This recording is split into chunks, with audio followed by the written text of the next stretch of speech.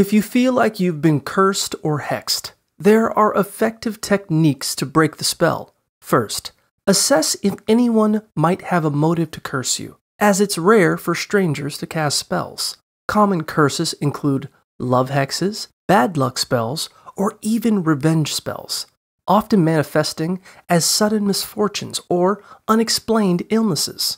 However, remember that not all misfortunes are due to curses. They may result from ordinary life challenges or personal issues. If you suspect a curse, consider using an amulet for protection, taking a cleansing salt bath, burning uncrossing incense, or filling a cloth sack with protective herbs. Laughter can also counter negative energy, so engage in something that brings you joy. For more serious concerns, you might want to explore binding spells to turn negative energy into positive, or consult a spiritual healer or therapist who understands your situation.